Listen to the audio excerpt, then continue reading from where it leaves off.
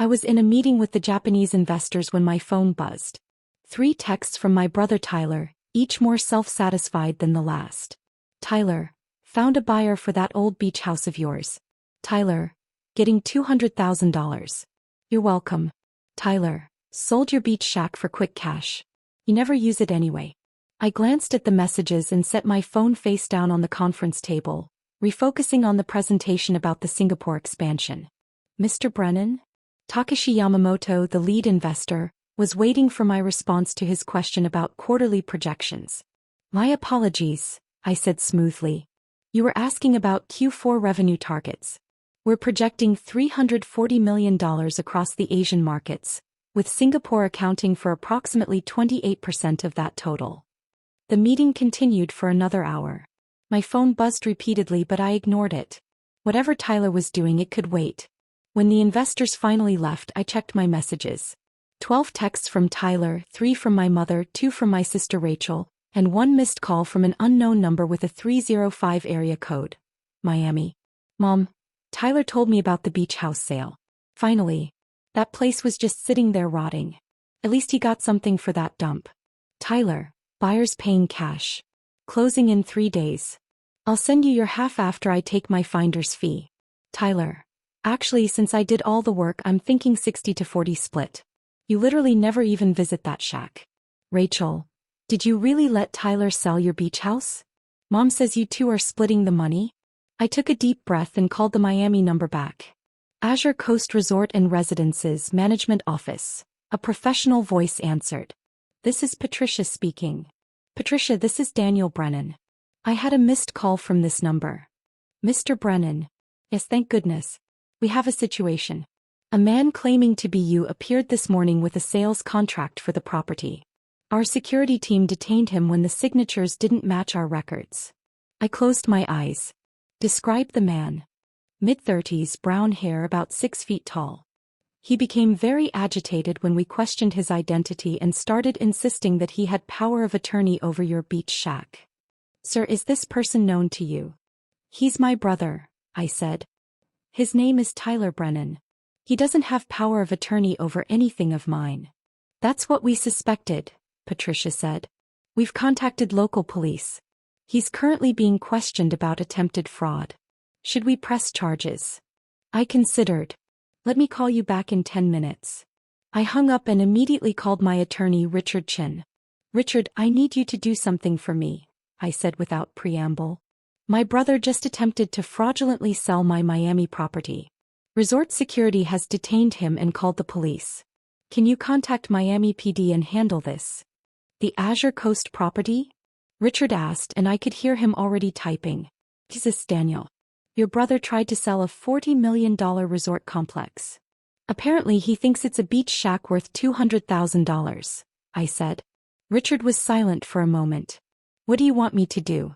I can have him arrested for fraud, attempted identity theft, forgery. Take your pick. Let's start with a stern warning, I said. Get him released to local custody with the understanding that charges are pending. Then have someone explain to him exactly what he tried to sell. You want him to know? Richard asked. He's going to find out eventually, I said. Might as well be now. Consider it done, Richard said. I'll call you back. I texted Tyler, we need to talk. Call me. 3 dots appeared immediately, then, busy closing the deal. Can it wait? Call me now. My phone rang within seconds. Danny, I'm literally at the title company, Tyler said, his voice bubbling with excitement. The buyers here were signing paperwork. Can this wait an hour? Tyler, where exactly are you right now? Miami, he said. Where the beach house is. Obviously. And you're at a title company? Well, we were. Then the buyer insisted we go to the actual property for some kind of inspection, so we drove over, but there was this weird misunderstanding with security. Let me guess, I interrupted. Security detained you. Silence. Tyler. How did you know that? His voice had changed, uncertainty creeping in. Because they called me, I said calmly. Because I own the property. Because you don't have any legal authority to sell it. Danny, don't be like this, Tyler said, switching to his wheedling tone. I found a buyer willing to pay $200,000 cash for that dump. That's incredible for a property you never use. We should both be celebrating. Tyler, describe the property to me. What does it look like? It's a beach house, he said impatiently. Old, rundown, probably hasn't been updated since the 70s. Honestly, I'm surprised anyone wanted to buy it. The buyer must be planning to tear it down and rebuild. Where is this beach house located? Specifically. On the beach. In Miami. Danny, what's with the interrogation? The address, Tyler. What's the address? I heard paper rustling. 2750 Ocean Boulevard. Look, security is walking over here with some woman in a suit. I need to go. Tyler, listen to me very carefully, I said. Do not sign anything. Do not say anything. Wait for my attorney. His name is Richard Chin and he'll be there within the hour. Your attorney? Danny, you're being insane. The line went dead. I sat back in my chair and waited. 30 minutes later, Richard called back. I'm at the property now. Your brother is, well, he's in shock. You told him. I showed him, Richard said. Walked him through the entire complex. All 42 luxury units, the infinity pools, the spa facility, the 5-star restaurant, the private marina. The look on his face when he realized what he'd tried to sell was priceless. And the buyer? Wasn't a buyer, Richard said. Was a real estate scammer who probably planned to forge documents and flip a fake deed. Your brother was about to get himself arrested and scammed simultaneously. Miami PD is dealing with that individual now. And Tyler. Sitting in the resort manager's office looking like he's going to be sick, Richard said. Patricia has been very professional, but I think she's enjoying this. What do you want me to do with him? Put him on the phone. There was a pause, muffled voices, then Tyler's voice barely above a whisper. Danny? Tyler. This isn't a beach shack. No, I agreed. This is a resort. A luxury resort. Azure Coast Resort and Residences, I confirmed. 42 residential units, full resort amenities, 5-star rating, 98% occupancy rate year-round. The property manager said it's worth $40 million. Current market valuation is $43.7 million actually, I said. Though that fluctuates based on the Miami luxury market. You own a $43 million resort? His voice cracked. I own several properties, I said. But yes, Azure Coast is one of them. How? Why didn't you tell anyone? You never asked, I said simply. You just assumed it was a worthless beach shack because that fit your narrative. Your narrative? The narrative where I'm the unsuccessful brother, I said. The one who made different choices than you. The one who didn't follow the family plan. That's not, he started then stopped. Okay, maybe that's fair. Tyler, what made you think you could sell my property? I found the deed in Mom's storage unit, he admitted. From when you had mail forwarded there years ago. It just said residential property, and gave the address. I googled it and found some old photos from like 20 years ago when it was just a single house. I figured you'd bought it as an investment and forgotten about it. So you decided to sell it without asking me? I thought I was helping. Tyler protested. You never talk about your finances, you drive a normal car, you live in a regular apartment. I thought you were struggling and too proud to admit it. I thought if I sold the house and gave you the money it would help you out. That's remarkably presumptuous, I said. I know, he said miserably. Danny, I'm so sorry. I almost committed fraud. Almost. Jesus, I could have gone to jail. Yes, I agreed. You could have. Are you going to press charges? I was quiet for a moment. Richard, are the police insisting on charges? They're willing to let it go as a family misunderstanding if you don't press charges. Richard's voice came from speakerphone. Though they've made it very clear to Tyler how serious this was. Then no charges, I said. But Tyler, we need to have a conversation about boundaries. Absolutely, Tyler said quickly. Whatever you want. Danny, I'm so sorry. Stay in Miami tonight, I said. I'll fly down tomorrow and we can talk in person. Richard will arrange a hotel for you. I can't afford a hotel in Miami, Tyler said quietly. I use my credit cards for the flight down here. Richard will arrange it, I repeated. The firm will cover it. After I hung up, I sat staring out my office window at the New York skyline. My phone buzzed again, my mother. Mom, Tyler says you're angry about the beach house sale? Honey, he was just trying to help. You shouldn't be upset with him for trying to get you some money. I didn't respond. Mom. Also, he says there's been some misunderstanding about the property value?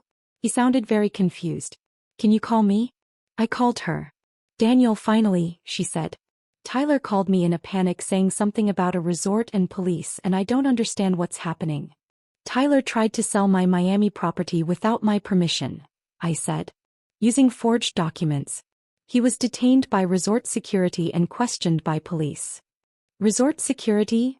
My mother repeated. The beach house has security? The beach house is a 42-unit luxury resort worth approximately $43 million, I said. Yes, it has security. Silence. Mom. Did you say $43 million? Current market valuation, yes. For the beach house. The one you bought 10 years ago for what? $400,000.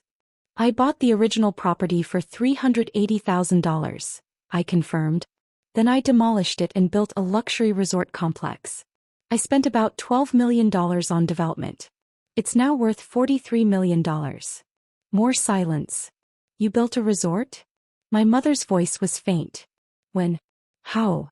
Over the past 10 years, I said. It took about 3 years to build, then 7 years of operations to reach current value. And you never mentioned this? I mentioned it several times, I said. At Thanksgiving 2015 I told you I was developing a property in Miami. You said that sounded nice and changed the subject to Tyler's promotion. At Christmas 2017 I invited you all to the grand opening. Everyone was too busy. At Easter 2019, I mentioned the resort had won a 5-star rating. Dad asked if I was still playing real estate, and suggested I get a stable job. I don't remember any of this, my mother said weakly. You weren't listening, I said simply. You never have been. That's not fair, Daniel. Isn't it? I asked. Mom, Tyler literally tried to sell a $43 million resort for $200,000 because he assumed it was worthless. He assumed that because you all decided years ago that I'm not successful. Nothing I've said or done has changed that perception. You live in a small apartment, she protested. You drive a Honda. You don't act like someone who owns a resort. The apartment is 3,000 square feet in Tribeca, I said. It's worth $8 million. I keep a low profile because I prefer privacy. But you've never asked about my actual situation. You just assumed. I could hear her breathing on the other end of the line. How many properties do you own? She finally asked. 7, I said. The Miami Resort, a hotel in Charleston, a boutique property in Savannah, 3 residential buildings in Brooklyn, and my Tribeca apartment. Total portfolio value is approximately $127 million. $127 million, she repeated numbly. Give or take, I said. The market fluctuates. And you never told us? I tried to tell you, I said. You weren't interested. You were too busy comparing me to Tyler and finding me lacking. Your brother has a good job, she said defensively. He's a marketing director. Making $140,000 a year, I finished. I know. It's a respectable position. Good for him. And you? My properties generate about $14 million annually in net income, I said. After expenses, property management, and taxes. The phone was very quiet. Mom. I need to sit down, she said. I'm sitting down. I need to lie down. Are you okay? My son owns $127 million in real estate and generates $14 million a year in income, and I've been feeling sorry for him, she said, voice rising slightly. Your father and I have been worried about you for years. We thought you were barely scraping by. Why would you think that? Because you never spend money, she said. You don't take vacations, you don't buy nice things, you live simply. I take plenty of vacations, I interrupted. I just don't post about them on social media. And I do buy nice things, I just don't show them off. Mom, I've been to 30 countries in the past 5 years. I collect art. I have a Banksy and 2 Warhols. I'm perfectly happy with my life. But you seem so ordinary, she said helplessly. That's intentional, I said. I don't need external validation. I built wealth for security and freedom, not for show. Does anyone know about this? My close friends, my business partners, my attorney, my accountant, I said. The people who matter know. And your family doesn't matter? She sounded hurt. My family never asked, I said quietly. And when I tried to share, you weren't interested. So I stopped trying. He was crying now. I'm so sorry, Daniel. We've been terrible to you. Not terrible, I said. Just dismissive. You had a certain idea of who I was and you never questioned it. Your father is going to die when he finds out, she said. He's been telling everyone you're struggling, that you made poor choices, that you should have gone into finance like he wanted. Dad can think whatever he wants, I said. It doesn't affect my life. Will you tell him? Or should I? You can tell him, I said. I'm flying to Miami tomorrow to deal with Tyler. I'll call Dad when I get back. Tyler feels terrible, she said. He really thought he was helping. Tyler committed fraud, I said flatly. He forged documents and attempted to sell property he didn't own. That he thought he was helping doesn't make it legal. But you're not pressing charges? No, I said. Because he's family. But this conversation needs to happen. All of you need to understand that you can't just make assumptions about my life. We understand now, she said. Do you? I asked. Or do you just understand that I'm wealthy? Because those are two different things. She had no answer for that. I hung up and booked a flight to Miami for the next morning. That evening my sister Rachel called. Mom told me, she said immediately. About the resort. About everything. Danny, I'm freaking out. Why are you freaking out? Because I've been giving you money, she practically shouted. For the past 2 years. Every few months I send you $500 or $1,000 because I thought you were struggling. I closed my eyes. I'd wondered where those Venmo transfers were coming from. Rachel. You're worth over $100 million and I've been sending you grocery money. I never asked you to do that, I pointed out gently. You never told me not to, she countered. God, you must have thought I was so condescending. Here's some money, poor brother Danny who can't make ends meet. I thought you were being kind, I said honestly. I appreciated the gesture even though I didn't need it. Why didn't you tell me to stop? Because it made you feel good to help, I said. And it didn't hurt me to accept. What was I going to do, tell you I make more in a month than you make in a year? That seemed cruel. I make $85,000 a year as a teacher, she said. You make $14 million. Danny, the math on that is insane. Your job is more important than mine, I said. You're shaping young minds. I just collect rent. You built a luxury resort from nothing, she corrected. You created jobs, provided a service, built something beautiful. Don't diminish that. Thanks, Rach. I'm coming to Miami, she announced. I'm taking a personal day and I'm coming with you tomorrow. Someone needs to be there for the Tyler conversation and it should be someone who's not angry. I'm not angry, I said. You're disappointed, which is worse, she said. Tyler almost went to jail, Danny. He's probably traumatized. Let me come. Fine, I said. But you're flying commercial. I'm taking the jet. Silence. You have a jet? Fractional ownership, I said. I own 25% of a Citation X. It's more cost-effective than first class when you travel as much as I do. Of course you have a jet, she said faintly. Why wouldn't you have a jet? Is there anything else I should know? Do you own an island? A yacht? A professional sports team? No island, no yacht, no sports team, I said. Just real estate. Just real estate, she repeated. Just $127 million in real estate. $127 million is the current valuation, I said. I have about $34 million in mortgage debt across the properties, so my net equity is closer to $93 million. Oh, only $93 million, she said. That makes it so much more relatable. I couldn't help but laugh. I'll text you the flight details, I said. We leave at 8 a.m. I'll be there, she promised. Danny? I'm really sorry we didn't see you. The real you. It's okay, Rach. It's not, she said. But I'm going to do better. We all are. The next morning, Rachel met me at Teterboro Airport. She stared at the Citation X for a full minute before speaking. This is your plane. 25% my plane, I corrected. It has your initials on the tail. The ownership group voted on the registration, I said. Come on, we're cleared for takeoff. The flight to Miami took 2.5 hours. Rachel spent most of it asking questions about my properties, my business strategy, my life. Actually listening. It was nice. We landed at Miami Executive Airport and took a car service to Azure Coast. Rachel's jaw dropped when we pulled up to the property. This is yours, she said, staring at the gleaming white towers, the pristine beach, the immaculate grounds. You built this. Technically, I hired architects and contractors to build it, I said. But yes, it's my project. Patricia, the resort manager, met us in the lobby. Mr. Brennan, welcome. Your brother is in the business center. He's been subdued. Thank you, Patricia. This is my sister, Rachel. Pleasure to meet you, Patricia said warmly. Would you like a tour of the property before meeting with your brother? Rachel looked at me pleadingly. Sure, I said, smiling. Let's do the tour. Patricia showed us everything. The residential units with their floor-to-ceiling windows and private balconies. The infinity pools overlooking the ocean. The spa that had won awards from Travel Plus Leisure.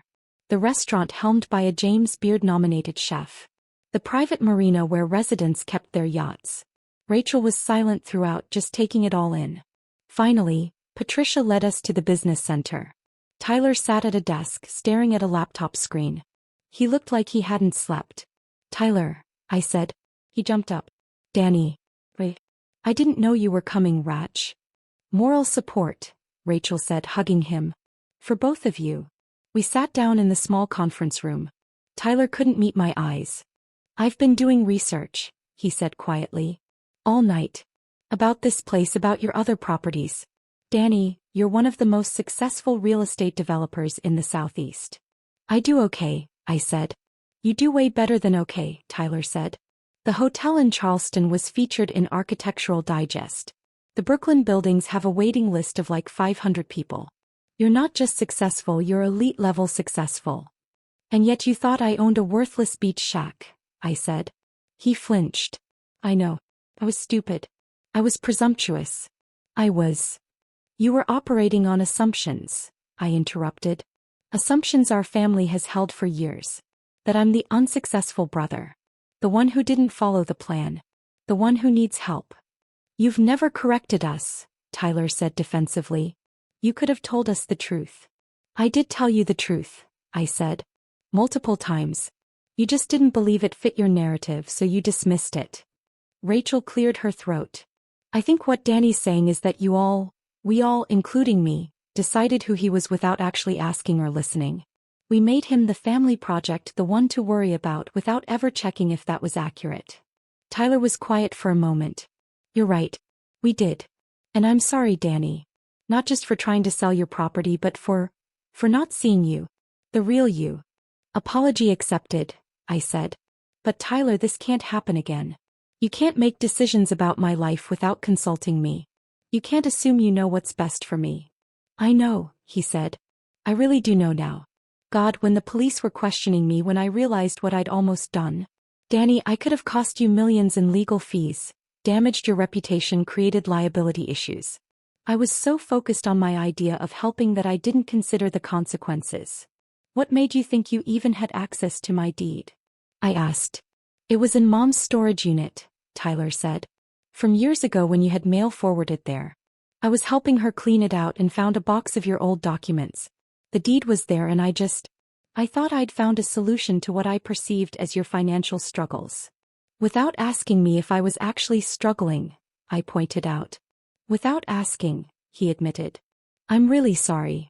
I looked at my brother, genuinely contrite, genuinely shaken. I forgive you, Tyler. But we need to establish some boundaries going forward. Whatever you want, he said immediately. First, no more assuming you know my financial situation, I said. Second, no more making decisions about my property or my life without explicit permission. Third, no more pitying me or treating me like I need saving. Done and done, Tyler said. Is there a fourth? Fourth, I said, stop comparing yourself to me. We have different lives, different goals, different measures of success. You're a marketing director making good money in a career you enjoy. That's success, Tyler. You don't need to own resorts to be successful. His eyes got watery. Thanks, Danny. Now, I said, standing up. Patricia tells me the restaurant here makes an excellent brunch. Let's eat and then you can tell me about what's actually going on in your life. Not your job or your salary. What makes you happy? What you're working toward? What you care about? Really? Tyler looked surprised. Really, I confirmed. I've been so busy protecting my privacy that I haven't been a great brother either. Let's fix that.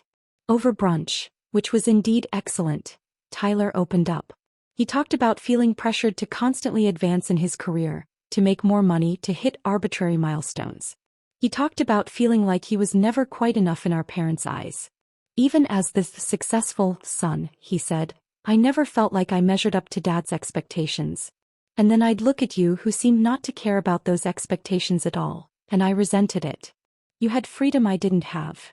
You can have that freedom too, I said. You just have to stop measuring yourself by other people's standards. Says the guy worth $93 million, Tyler said, but he was smiling. I didn't build wealth to impress anyone, I said.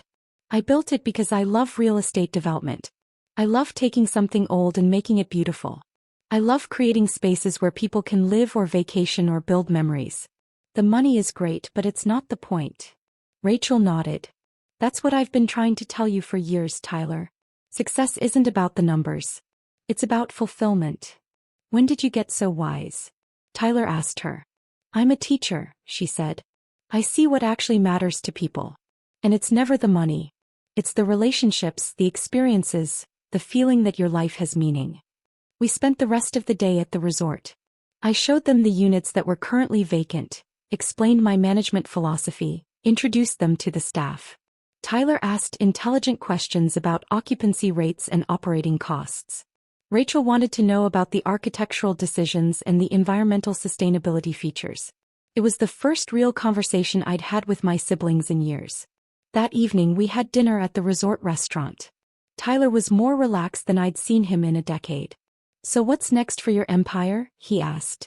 More properties? I'm looking at a historic hotel in New Orleans, I said. It needs complete renovation, but it has good bones. Could be special. How much would that cost? The property is listed at $6 million, I said. Renovation would be another $15 to $18 million. But when it's done, it could be worth $35 to $40 million. And you just do that? Tyler asked. Drop $24 million on a project? I'd finance most of it, I explained. Put down about $8 million, mortgage the rest. Use the cash flow from my other properties to cover the renovation costs. It's not as risky as it sounds when you run the numbers. Still, Tyler said. That's a massive undertaking. It's what I love, I said simply. My phone buzzed. My father. Dad, your mother told me about the Miami property. We need to talk. Call me. I showed the text to Rachel and Tyler. He's going to freak out, Tyler predicted. Probably, I agreed. I excused myself and called my father. Daniel, he said immediately. Is it true? About the resort? Yes, I said. And the other properties? The $127 million portfolio? Yes. He was quiet for a long moment. Why didn't you tell me? I tried to, Dad. Multiple times over the years. You weren't interested. That's not, he started then stopped. Hey, maybe that's fair. I thought you were wasting your time with small real estate deals. I didn't think they'd amount to anything. They amounted to $93 million in equity, I said. I want to see them, he said. The properties. All of them. Will you show me? Why? I asked. Because you're my son, he said. Because I've been blind and stupid and I want to understand what you've built. Please, Daniel. Let me see what you've accomplished. I thought about it. Hey. But Dad, this isn't about impressing you. This is about you understanding that I've been successful all along. Just not in the way you expected. I know, he said quietly.